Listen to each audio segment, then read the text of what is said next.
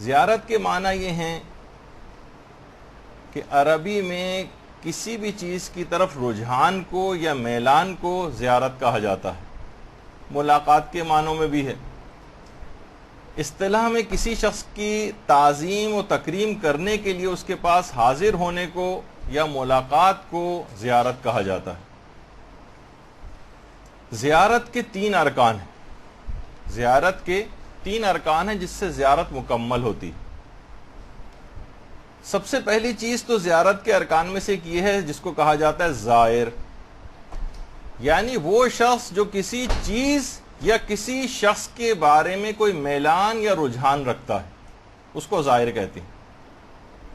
زائر یعنی وہ شخص جو کسی چیز کے متعلق یا کسی شخص کے متعلق کوئی میلان یا رجحان رکھتا ہے، اس سے محبت کرتا ہے، اس کو زائر کہا جاتا ہے، اس کو زائر کہتے ہیں. یہ پہلی چیز ہے کہ جس سے زیارت کے جو ارکان میں سے. دوسری ارکان میں سے اس کو کہتے ہیں مزور. مزور یعنی جس کی زیارت کی جاتی، یعنی وہ شخص یا وہ چیز جس پر کسی زائر کا رجحان ہوتا ہے اس کو مزور کہتے ہیں. یعنی آئمہ اطہار علیہم السلام یا معصومین علیہم السلام یا جن جن کی زیارت کے لیے انسان جاتا ہے، درود بھیجے محمد و آل محمد صلی اللہ علیہ وسلم.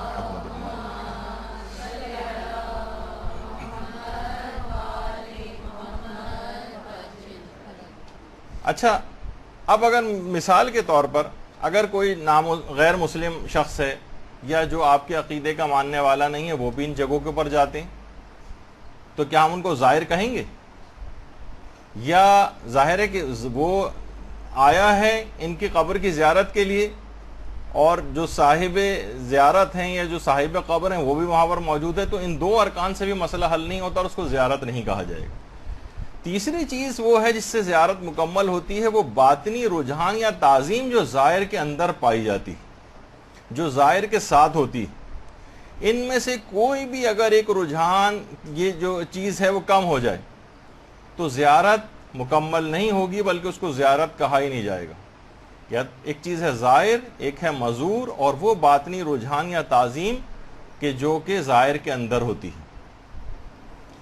اچھا، اب جس قدر بھی، اب دیکھیں کہ ہمارے جو علماء ہیں، مراجع ہیں، جب زیارت کے لیے جاتے ہیں جو حالت ان کی ہوتی، کبھی اگر آپ انٹرنیٹ پہ آیت اللہ شیخ جواد تبریزی جو آپ کے سامنے ہیں اس وقت، جن کی تصویر، کبھی حضرت زینب سلام اللہ علیہ کے روضے کی زیارت کے لیے جب گئے تھے،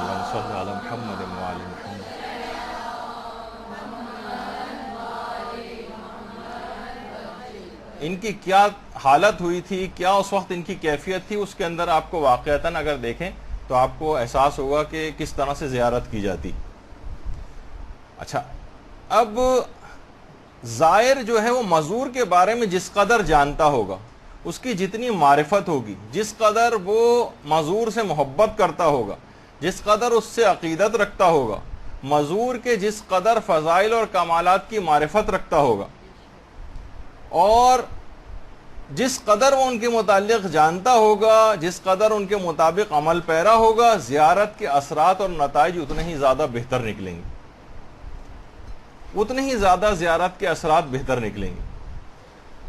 تو جس کے اندر لیکن یہ اندرونی طور پر تعظیم نہیں پائی جاتی، اس کے عمل سے بھی ظاہر ہو جاتا ہے. وہ بس ایک صرف وہاں جا کر، جیسے شاعران تھا، لوگ تڑپے جاتے ہیں کہ کسی طریقے سے ہمیں زری کو چھونے کا موقع مل جائے، اور اس کے قریب بھی نہیں آتا تھا، فوٹو سیشن کروا کے وہاں سے واپس چلا جاتا تھا. وہ ظاہر ہے کہ اندرونی تعظیم اور وہ جو ایک زائر کے ساتھ ہوتی ہے، تو اس کو زائر نہیں کہا جائے گا. تو اس وجہ سے کہ یہ جتنے بھی افراد اس کے علاوہ، صاحبان ایمان کے علاوہ وہاں پر جاتے ہیں، ان کو زائر نہیں کہا جا سکتا. لیکن ایک اور بات اہم یہ ہے کہ جو روح انسانی ہے یہ لافانی، اور روح کبھی مرتی نہیں. یہ ایک چھوٹی دنیا سے بڑی دنیا کی طرف منتقل ہو جاتی. زائر جب بھی اپنے مزور کی قبر کی زیارت کے لیے جاتا ہے تو اس سے ایک رابطہ قائم ہو جاتا ہے، یعنی مزور کی روح سے زائر کا ایک رابطہ قائم ہوتا ہے. یہی وجہ ہے کہ شیخ الرئیس بو علی سینا جو تھے، انہوں نے اپنی کتاب رسائل میں اس بات کو لکھا ہے کہ زائر جب زیارت کے لیے جاتا ہے مزور کے پاس تو دنیاوی اور معنوی دونوں فوائد حاصل کرتا ہے، کیونکہ مزور جو ہے اس کی حیات اور موت یکساں ہے۔ یہی وجہ ہے کہ ہمارے پیغمبر اسلام ختمی مرتبت صلی اللہ علیہ وآلہ وسلم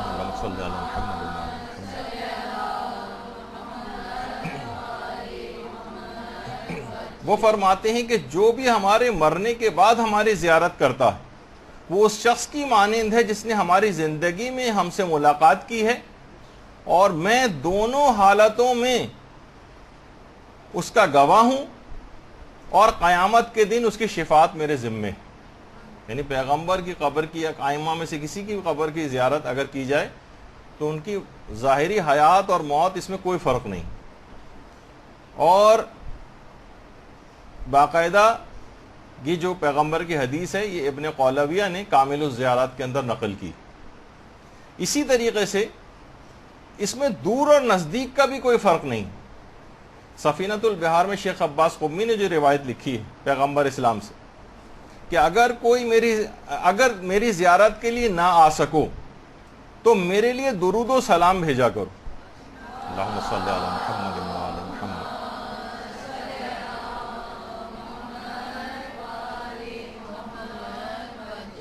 کیونکہ تمہارے درود و سلام مجھ تک پہنچتے ہیں۔ زیارت ناموں میں بھی مزور کی حیات کا اعتراف کیا جاتا ہے اگر آپ زیارت نامے پڑھیں، تاکہ زائر شروع ہی سے جان لے کہ میں اسی طرح سے ملاقات کر رہا ہوں یہاں آ کر جس طریقے سے ایک زندہ شخص سے ملاقات کی جاتی۔ اور یہی وجہ ہے کہ جو عرفا ہیں، عرفا وہ قبر سے بہت دور رہتے ہوئے بھی کپ کپاتے ہیں اور کانپتے ہیں۔ یہ آیت اللہ تقی مصباح یزدی کہ قریب قبر کے جاتے ہوئے بھی جو علماء عرفان ہیں وہ کانپتے ہیں۔ ہماری طرح سے بے حجابانہ وہاں پر نہیں پہنچ جاتے جس طریقے سے عام لوگوں کا ہم لوگوں کا انداز ہوتا ہے، کیونکہ وہ ان کی فضائل کی اس لحاظ سے معرفت نہیں رکھتے، اور بہت دور سے ہی اپنے جسم اور روح پر مزور کے اثرات کو محسوس کرنے لگتے ہیں، اور یہی وجہ ہے کہ وہ زیادہ دیر وہاں پر ٹھہر بھی نہیں پاتے۔ معصومین کے جلال و جمال کی اتنی تاب نہیں رکھ پاتے وہ کہ جس طریقے سے ایک حق ہوتا ہے کہ وہاں انسان جب جاتا ہے تو جو اس کی کیفیت ہوتی ہے، ہم علماء اور مراجع کی ہم جب آپ دیکھیں گی تصاویر اور وہ کہ ان کی کیا حالت ہو جاتی، کیونکہ وہ ان کی مکمل جس حد تک بھی ممکن ہے کہ انسان کے لیے اتنی معرفت رکھتے۔ اور یہی وجہ ہے کہ مفاتی میں 15 رجب کی جو زیارت ہے امام حسین علیہ السلام ہے، اللہم صلی علی محمد و آل محمد،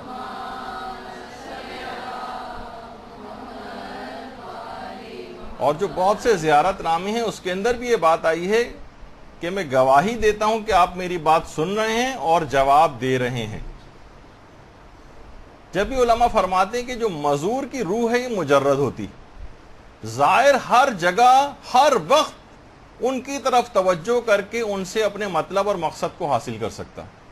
یعنی ضروری نہیں ہے ایک دفعہ بھی اگر آپ مثلا وہاں سے جس طرح سے ہو کر آ جاتے ہیں اور ایک ارتباط قائم ہو جاتا ہے ان سے، پھر کبھی بھی صرف ان کا تصور لے کر آئیں، ان کا توسل دماغ میں لے کر آئیں اور براہ راست بھی ان سے دعا کریں تو پروردگار عالم ان کے احترام میں آپ کی دعاؤں کو قبول کر لیتا۔ میرے ایک اپنے قریبی دوست ہیں، انتہائی ایک متقی و پرہیزگار شخصیت، وہ خود فرماتے ہیں کہ جب بھی مجھے کوئی مسئلہ پیش آتا ہے بس میں معصومہ قوم کی طرف روزے کا قصد دماغ میں لے کر آتا ہوں اور ان سے براہ راست مخاطب ہو کے کہتا ہوں کہ معصومہ میرے اس کام کو کروا دیجیے، اور وہ کام میرا لازمی ہو جاتا ہے۔ حقیقت بھی ہے کہ ہم بعض اوقات سوچتے ہیں کہ شاید ہم صرف وہاں جائیں گے روزے کے اوپر، تبھی نہیں، ایک خاص ایک روح جو ہے وہ مجرد ہے، وہ زمان و مکان کی اس سے کیفیت سے آزاد ہو گئی، ہر جگہ آپ اس سے ارتباط کو قائم کر سکتی۔ تو اس طرح سے بہت سارے افراد توسل اس انداز سے کرتے ہیں اور فوری طور پر فائدہ ہوتا۔ تو دیکھیے، یعنی بدن روح سے جدا ہونے کے باوجود روح اپنے جسم سے خاص دلچسپی اور رابطہ رکھتی۔ یہی وجہ ہے کہ اکثر اجسام جو ہیں وہ مرنے کے بعد بھی خراب اور بوسیدہ نہیں ہوتے۔ کتنے ایسے جسم نکلے ہیں جن کو 30 سال ہو چکے ہیں، 25 سال ہو چکے ہیں، ابھی کچھ کا تذکرہ آگے بھی آنے والا ہے، جو اطراف امام کی قبر کے اطراف میں جو ہے وہ مدفون علماء اور شہداء ہیں، جب قبریں کھودی گئیں تو ان کے جسم صحیح و سالم نکلے. تو روح ایک خاص دلچسپی اور رابطہ رکھتی ہے اپنے جسم سے. علماء فرماتے ہیں یہ بھی اکثر اس کی ایک وجہ بنتی ہے کہ ان کے جسم بوسیدہ اور خراب نہیں ہوتے. اور جب بھی کوئی زائر وہاں جاتا ہے تو ایک خاص قسم کا ایک معنوی حالت اور اس کی ایک روحانی حالت ہوتی ہے، جس کی وجہ سے بہت سارے فیوز و برکات حاصل کرتا ہے. اور زائر جو ہے وہ مزور کی روح سے عالم معنوی سے ارتباط پیدا کر لیتا ہے، کیونکہ وہ جو مزور ہے اس کی روح عالم روحانیت کے اندر موجود ہوتی ہے. تو جیسی آپ سے اس کا رابطہ ہوتا ہے تو آپ بھی عالم معنوی کے بہت سارے فیوز و برکات آپ کو حاصل ہو جاتے ہیں. تو ان سب چیزوں کی بڑی اہمیت ہے زیارت پہ، اس وجہ سے آپ کو بار بار جانے کی دعائیں بھی ہیں. توفیقات کے لیے بھی انسان مومن دعا کرتا ہے. اس کی بہت ساری وجوہات ہیں کہ جو فیوز و برکات وہاں سے حاصل ہوتے ہیں. ورنہ دور رہ کر بھی بہت سی چیزوں میں آپ توسل کر سکتے ہیں. کیوں آپ کو حکم ہے کہ اتنا پیسہ خرچ کرو، اتنی زحمتیں اٹھاؤ اور وہاں جاؤ؟ تو ایک خاص ایک معنوی ایک ارتباط عالم معنوی اور عالم روحانیت سے آپ کو وہاں پر حاصل ہو جاتا ہے. اچھا، اب دیکھیے بے پناہ اس کے فائدے ہیں زیارتوں کے. سب سے پہلا فائدہ تو ایک یہی ہے کہ خدا سے آپ کا رابطہ ہو جاتا ہے.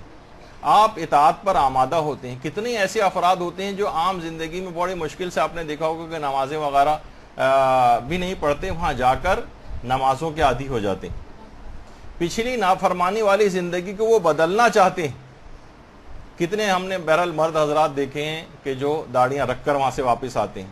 کتنی عورتیں ہیں جو باپردہ ہو کر وہاں سے واپس آتی ہیں، یعنی جن کو توفیقات مل جاتی ہے اور واقعتاً جن کو صحیح زیارت کی توفیق ملتی ہے، ان کے اندر ایک تبدیلی آتی.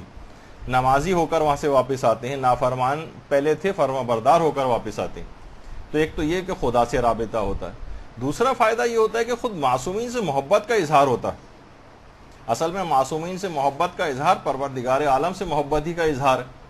ان سے جتنا زیادہ وہاں پر انسان جاتا ہے، یہ بار بار وہاں پر جانا ان کا ایک حق بھی ہے اور ان سے محبت کا ایک اظہار بھی. اور تیسری ایک اہم بات ہے جو خاص فائدہ ہے زیارت پہ جانے کا، وہ یہ کہ دیکھیے ائمہ اپنی حیات ظاہری میں بہت سے الہی مقاصد کی تکمیل نہ کر پائے. یعنی جس حد تک جو ان کا ارادہ تھا، جو ان کی خواہشات تھیں، وہ پوری نہ ہو سکی کیونکہ افراد ان کے پاس اتنے دستیاب نہیں تھے. جان نثار افراد کا فقدان جو ہوتے تھے، ان پر مظالم ہوتے تھے، شہید کر دیے جاتے تھے. اعلیٰ مقاصد اس انداز سے پورے نہیں کر پائے کہ جس انداز سے ان کی خواہش تھی. تو اس لحاظ سے زائر یہاں آ کر ذاتی طور پر ایک عہد و پیمان کرتا ہے کہ مولا میں آپ کے مشن کو اپنی بساط اور ہمت کے مطابق آگے بڑھاؤں گا اور میں آپ کے دین کے لیے کام کروں گا. آپ کی جو خواہش تھی جس کو آپ پائے تکمیل تک نہ پہنچا سکے، میں تجدید بیعت کے لیے آپ کے پاس آیا ہوں اور میں یہاں سے اب آپ سے بیعت کر کے واپس جا رہا ہوں اور میں اس مقصد کو جا کر پورا کروں گا. ورنہ دیکھیے گھر میں رہ کر بھی آپ توسل کر سکتے تھے. اگر حاجات ہی مانگنی تھی تو ان کے وسیلے سے یہاں رہتے ہوئے بھی مانگی جا سکتی تھیں. لیکن وہاں جانا اپنی وفاداری کا ایک اظہار ہے، تجدید بیعت ہے اور عہد و پیمان ہے وہاں پر جانا اس لحاظ سے. اور ایک اور بہت بڑا فائدہ جو ہے زیارت کا، وہ ایک اجتماعیت ہے. دیکھیے اس کی بہت اہمیت ہے اجتماعیت کی. اگر آپ اس کے اندر واقعی اس کو دیکھیں، اجتماعیت کی جتنی اہمیت ہے کہ جتنا اجتماع ہوتا ہے نا دشمنوں کے دلوں پر، اتنی زیادہ اس کی ہیبت طاری ہوتی. کہ سیاست اسلامی ہے، باطل مروب ہوتا ہے. کیوں حکم ہے کہ نماز کو جماعت کے ساتھ پڑھو؟ کیوں حکم ہے کہ اور بھی بڑے اجتماع کے اندر جاؤ؟ جمعے کے دن اطراف سے بھی آ کر اجتماع کو اور بڑا کرو، عیدین میں اور اس سے بڑا کرو، حج پہ اس سے بھی بڑا کرو. اور زیارات کے اندر ہم دیکھ رہے ہیں کہ کروڑوں کے اوپر جو ہے وہ مجمع پہنچنے لگا. اس سے باطل اندرونی طور پر تھر تھرا جاتا ہے. آپ دیکھتے ہیں کہ صرف آج ہی کی جو صورتحال ہے ملک کے اندر کہ 1,00,000 2,00,000 افراد بھی جمع ہو جائیں تو مملکتیں جو ہیں ہلنے لگتی ہیں. تو کسی جگہ پر کروڑوں کا اجتماع ہونے لگے تو باطل کے دل میں ایک مایوسی پیدا ہوتی. تو بہرحال ایک اجتماعیت کے اندر ایک بڑا اہم چیز ہے. اور واقعی دیکھیں کہ جس وقت انسان اجتماع میں ہوتا ہے اس وقت اتنی دیر وہ گناہوں سے بھی بچا رہتا ہے. کتنے ایسے افراد ہوں گے جو اجتماع کی وجہ سے لوگوں کے درمیان میں ہوتے ہوئے، مثلا سب لوگ نمازی ہیں تو اس بے نمازی کو بھی نماز پڑھنی پڑ جاتی. اگر عورتیں پردے کے اندر زیادہ تعداد میں ہیں تو بے پردہ عورتیں بھی شرماتی ہیں. تو بہرحال اور اتنے بڑے اجتماع کو دیکھ کر آپس میں اتحاد اور یکجہتی کا ایک احساس بھی بیدار ہوتا ہے. مومنین کی طاقت کا اس میں اظہار ہوتا ہے.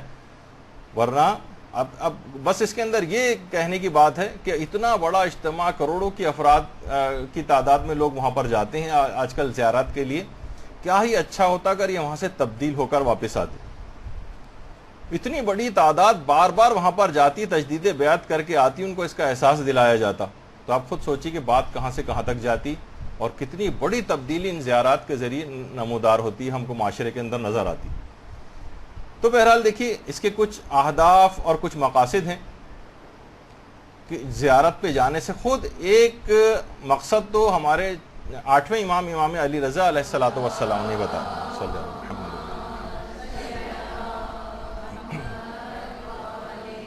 امام فرماتے ہیں کہ ہر امام کی جانب سے ان کے چاہنے والوں اور پیروکاروں پر کچھ ذمہ داریاں، حقوق اور عہد و پیمان کی تکمیل ہوتی اور یہ عہد و پیمان بخوبی ادا ہوتے ہیں. ان میں سے ایک عمل ائمہ اطہار کی مقدس قبروں کی زیارت کرنا ہے. لہذا جو شخص شوق سے ائمہ کے مقدس روضوں کی زیارت کرے اور زیارت کے دوران ائمہ کے اہداف اور مقاصد پر توجہ رکھے تو وہ روز قیامت ائمہ اطہار اس کی شفاعت کریں. باقاعدہ بحار الانوار کی 57ویں جلد کے اندر یہ روایت موجود ہے. یعنی آپ دیکھیں تو شوق سے زیارت یہاں تو ہمیں پھر بھی نظر آتی ہے، لیکن اس کے بعد ایک اور ہے، ائمہ کے اہداف اور مقاصد پر نگاہ رکھیں. یعنی صرف ایک جس طریقے سے بس وہاں گئے، ایک ٹورسٹ کے طور پر گئے، کچھ اپنی حاجات طلب کی، وہاں سے واپس آئے، یہ بھی بہرحال وہاں جو جاتا ہے محروم تو کبھی نہیں ہوتا، وہ فائدے اس کو ملتے ہیں، لیکن اصلاً ائمہ کے اہداف اور مقاصد کے اوپر نگاہ رکھنا. اور ہم بس افسوسناک صورتحال یہی ہوتی ہے کہ لوگوں کو تبدیل ہوتے نہیں دیکھتے. امام کو راضی کرنے کی نیت کسی کی بھی نہیں ہوتی ہے، بس ہم وہاں جا رہے ہیں اور امام کو خود سے راضی کر کے واپس آئیں گے. جاتے ہیں، وہی گھر والی دعا، وہی شادی والی دعا، وہی جاب، وہی ملازمت، وہی کاروبار، وہی بیماری، وہی صحت، بس یہی چند چیزیں. ہر شخص کے پاس تقریباً اسی طرح کی دعاؤں کا ایک سلسلہ ہوتا ہے. اس میں کوئی مذمت نہیں ہو رہی کہ ان دعاؤں کو نہ کیا جائے، بلکہ دیکھیے اس کے علاوہ یہ تو بہت معمولی سے کام ہے. یقین جانیے کہ ائمہ کے روضوں کے احاطے کے اندر جو مدفون ہیں، یہ تمام افراد ان کی قبروں پہ بھی جائیں تو یہ ساری دعائیں آپ وہاں سے قبول کروا سکتے ہیں. امام کا اسٹیٹس تو بہت بلند ہے، وہاں تو اس سے کہیں بڑھ کر بات ہونی چاہیے. یعنی کسی کے پاس جائیں، بادشاہ اس سے کہیں کیا چاہیے تو آپ کہیں کہ مجھے کوئی بہت معمولی چیز کا نام لینے کہ مجھے مثلا کیوں موبائل چاہیے، جیسے کہ آج کل ہر جگہ دیکھنے میں آتا. اتنے بڑے بادشاہ کے پاس گئے اور صرف فقط اتنی سی چیز، چھوٹی سی چیز مانگ کے اس سے لے کر آئے.